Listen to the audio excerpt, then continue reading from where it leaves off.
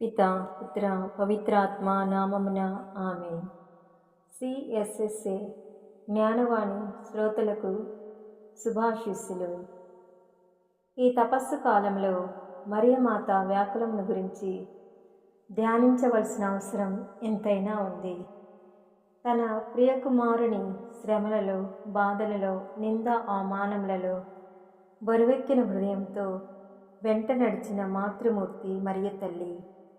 ఏ తల్లి తన కుమారుడు ఇన్ని బాధలు పడుతుండటం చూడలేదు, తల్లడిల్లిపోతుంది.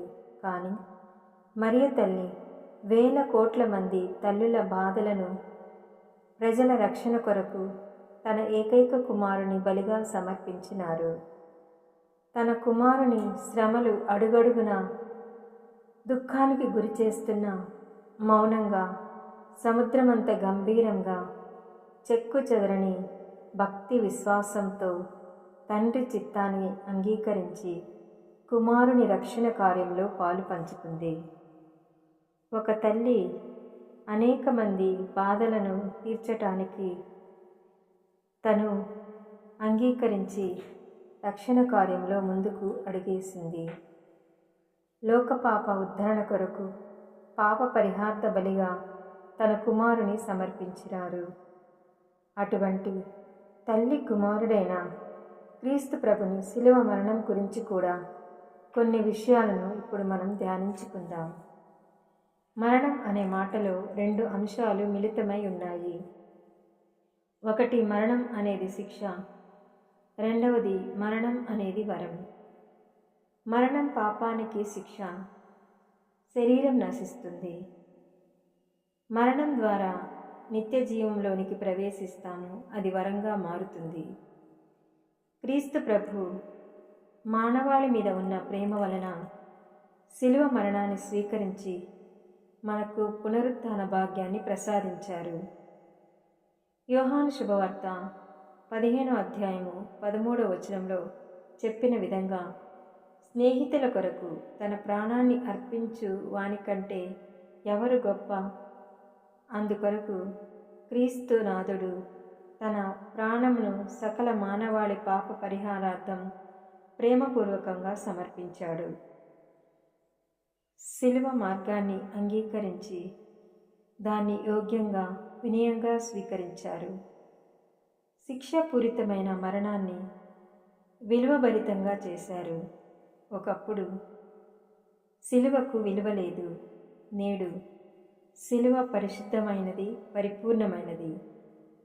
శిలువ మరణాన్ని కన్నులారా గాంచిన ఆ మరియ తల్లి ఆ శిలువ మరణమునకు సాక్షిగా నిలిచారు. ఆ తల్లి సాక్ష్యానికి మాటలు లేవు. అనుభూతి చెందటానికి మన జీవితం సరిపోదు. నేటి సమాజంని చూస్తే తమ బిడ్డలను అల్లారు ముద్దుగా పెంచి చిన్న శ్రమను, బాధను కూడా తట్టుకోలేని స్థితిలో తల్లిదండ్రులు బిడ్డలను చూస్తున్నారు. ప్రతి మాతృమూర్తి తమ బిడ్డను కష్ట సుఖాలంటే ఏమిటి, దుఃఖ బాధలంటే ఏమిటి అని తెలుసుకునేలా నేర్పించాలి, వారిని జీవితంలో ఉన్నత స్థానానికి చేర్చాలి. మరియ తల్లి కుమారుని బాధలను తట్టుకొని అసాధ్యాన్ని సుసాధ్యంగా మార్చారు. అలాగే ప్రతి తల్లి బిడ్డల జీవితాన్ని అసాధ్యం అనుకునే వాటిలో సుసాధ్యం చేయగలమని నమ్మకాన్ని కలిగించి పెంచాలి. అలా చేయాలి అంటే మానవ శక్తి సరిపోదు, దానికి దైవశక్తి, దైవ అనుగ్రహం కావాలి. దైవ అనుగ్రహం కావాలంటే భక్తిపూరితమైన, ఫలవంతమైన జీవితం జీవించాలి.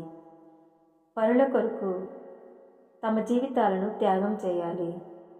అందుకొరకు ఆ మరియ తల్లి మధ్యస్థ ప్రార్థన ద్వారా మన యొక్క విన్నపాన్ని ఆ దేవదేవునికి సమర్పించుకుందాం.